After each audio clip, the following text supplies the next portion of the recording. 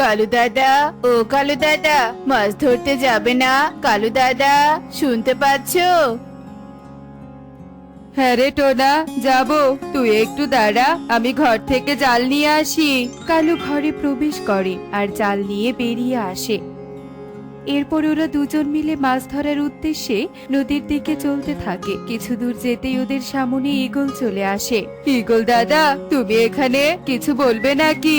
হ্যাঁ, বলার জন্যই তো এসেছি। তা আমার ঋণের টাকা দিবি কোন দিন? দাদা, দুদিন থেকে নদীতে কোনো মাছ পাচ্ছি না।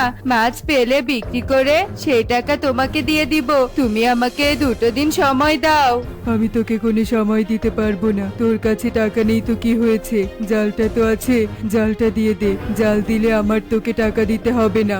না দাদা, জালটা আমার সম্বল। এই জালটা তুমি নিলে আমরা না খেতে পেরে মরে যাব। দয়া করো দাদা, 2 দিন সময় দাও। আমি তোমার সব টাকা পরিশোধ করে দিব। ঈগল দাদা, কালু দাদা যখন এত করে বলছে, তখন দাও না 2 দিন সময়। 2 দিন পর যখন টাকা দিতে পারবে না, তখন না হয় জালটা নিও। বেশ, তুই যখন বলছিস, দিলাম 2 দিন সময়। 2 দিন পর টাকা না দিলে কিন্তু ওর খবর আছে, এই বলে দিলাম। এইসব বলে ঈগল চলে যায় আর টোনা কালু পুনরায় নদীর দিকে যেতে থাকে। আর কিছুক্ষণের মধ্যেই ওরা নদীতে চলে আসে আর যে যার মতো নৌকায় উঠে নদীতে জাল ফেলতে থাকে। এভাবেই আরো কিছুক্ষণ কেটে যায়। কালু দাদা, আর কত জাল ফেলবে? সূর্য যে পশ্চিম আকাশে হেলে পড়েছে, তাই বলি কি, চলো যা মাছ পেয়েছি তা নিয়ে বাজারে যাই। টোনা, তুই তো মাছ পেয়েছিস, কিন্তু আমি এখনো একটা মাছও পাইনি। তুই বাজারে যা, আমি দেখি আরো কয়েকবার জাল ফেলে মাছ পাই কিনা। আচ্ছা ঠিক আছে। একই নদীতে জাল ফেলে টোনা মাছ পেলো আর আমি পেলাম না। হে বিধাতা, আমার সাথে এমনটা কেন করলে? দয়া করো বিধাতা, আমার উপর একটু দয়া করো। এভাবে চলতে থাকলে যে ঈগল দাদার টাকা পরিশোধ করতে পারবো না, আর না পারবো সংসার চালাতে। হে বিধাতা, একটু মুখ তুলে তাকাও আমার দিকে। কালু এভাবে প্রার্থনা করে আবারও নদীতে জাল ফেলতে থাকে, কিন্তু বরাবরের মতোই কালুর জালে কোনো মাছ ওঠে না।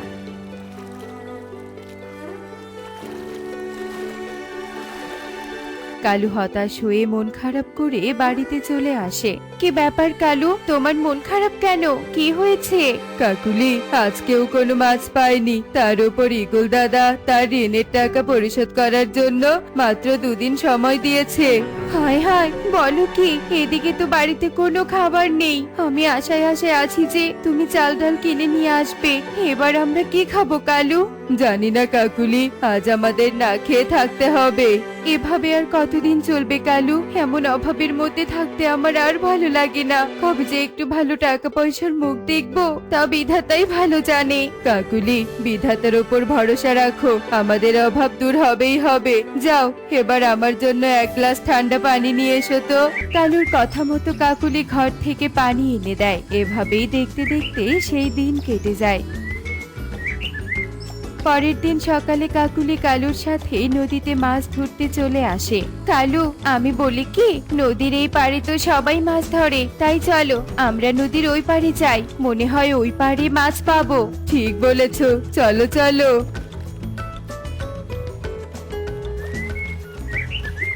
কাকুলি, তোমার কথা মতো নদীর এপারে তো চলে আসলাম, কিন্তু এপারেও মাছ পেলাম না। এদিকে কাল রাত থেকে না খেয়ে থাকার কারণে শরীরটা কেমন হাঁপিয়ে উঠলো, পেটের ক্ষুধাও কেমন বেড়ে গেল।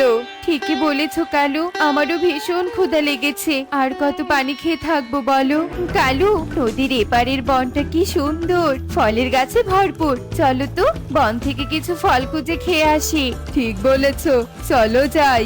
কালু কাকুলি তাদের কথা মতো নদী থেকে বনে চলে আসে আর এদিক ওদিক ফল খুঁজতে থাকে। ফল খুঁজতে খুঁজতে ওরা দুজন বনের গভীরে থাকা মাছঘরের সামনে চলে আসে। কালু, দেখো দেখো, কি অদ্ভুত মাছঘর! এমন মাছঘর আমি জীবনেও দেখিনি।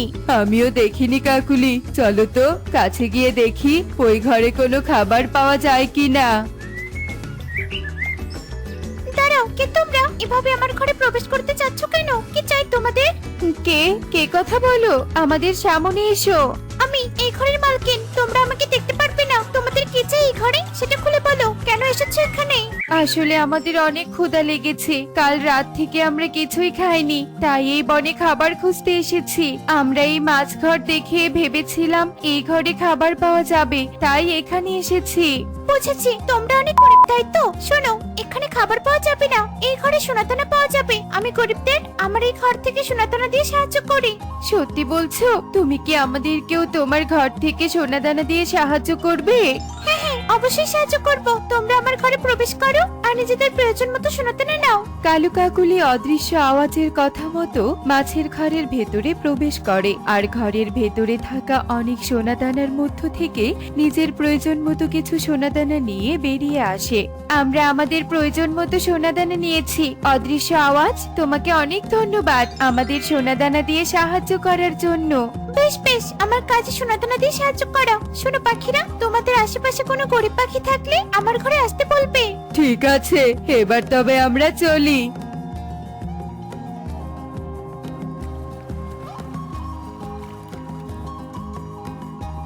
কাকুলি, আমাদের আর কোনো অভাব থাকবে না। এবার সোনাদানা দিয়ে আমরা ইগল দাদার ঋণ পরিশোধ করতে পারবো আর বেশ ভালোভাবে দিন কাটাবো। ঠিক বলেছো, যাও যাও, কিছু সোনাদানা বিক্রি করে খাবার নিয়ে এসো। ঠিক আছে কাকুলি।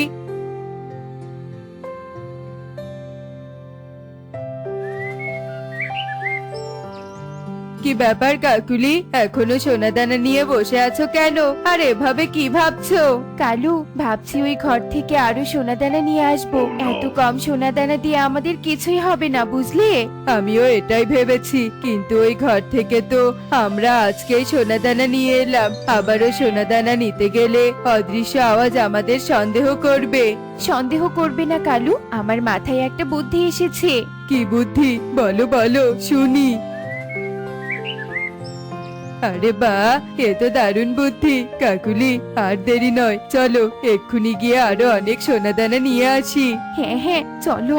কালু কাকুলি লোভে পড়ে আবারও মাছ ঘরের দিকে চলতে থাকে আর কিছুক্ষণের মধ্যে ওরা মাছ ঘরের সামনে চলে আসে। কি ব্যাপার, তোমরা আবারও এসেছো কেন? আসলে অদৃশ্য আওয়াজ, আমরা সোনাদানা নিয়ে যাওয়ার পথে ডাকাত চলে আসে আর আমাদের আক্রমণ করে আর আমাদের সব সোনাদানা ছিনিয়ে নেয়। তুমি কি আমাদেরকে তোমার ঘর থেকে আরেকবার সোনাদানা নেওয়ার সুযোগ দিবে? তোমরা বড্ড বোকা পাখি। কেঁদো না, যাও ঘরে প্রবেশ করো আর প্রয়োজন মতো সোনাদানা নিয়ে চলে যাও। ঠিক আছে। কালু, বস্তা ভর্তি করে সোনাদানা নাও, আজ এই ঘরের সব সোনাদানা নিয়ে যাব। নিয়েছি সোনাদানা, এবারে আমরা চললাম অদৃশ্য আওয়াজ। তোমরা তো লোভে পড়ে অনেক সোনাদানা নিয়েছো, কিছু সোনাদানা রেখে যাও, বেশি লোভ ভালো নয়। অদৃশ্য আওয়াজ, তোকে এত জ্ঞান দিতে হবে না, চলো তো কালু চলো। আমি জ্ঞান দিই না, আমি সতর্ক করি, কিছু সোনাদানা রেখে যাও, নয়তো তোমাদের বিপদ হবে। কালু কাকুলি অদৃশ্য আওয়াজের সতর্কবাণী না শুনে সোনাদানার বস্তা দুটো নিয়ে নদীর পাড়ে বাঁধা নৌকায় উঠে বসে আর নৌকা বেয়ে বাড়ির দিকে চলতে থাকে। এভাবেই কিছুক্ষণ কেটে যায় আর নৌকা যেই মাঝ নদীতে চলে আসে, ঠিক তখনই নৌকাটা সোনাদানার ভার সহ্য করতে না পেরে পানিতে ডুবে যায়। কালু, এটা কি হলো? আমরা যে নদীতে পড়ে গেলাম, আমাদের সোনাদানা। কালু, রাখো তোমার সোনাদানা, আমার মনে হচ্ছে আমরা পানিতে ডুবে যাব। কে আছো? বাঁচাও, আমাদের বাঁচাও, বাঁচাও, কেউ আছো? বাঁচাও। বলেছিলাম না, লোভ না করে কিছু সোনাদানা রেখে দিতে। দেখলি তো, সোনার ওজনে তোদের নৌকা ডুবে শেষ। খুব করেছিলে লোভ, এবার লোভের সাজা ভোগ কর। হায় হায় রে, কেন যে লোভ করতে গেলাম। কে আছো? বাঁচাও। বেঁচে থাকলে আর জীবনে লোভ করব না। এভাবেই কালু কাকুলি মাঝ নদীতে বাঁচার জন্য সাঁতার কাটতে থাকে আর আফসোস করতে থাকে।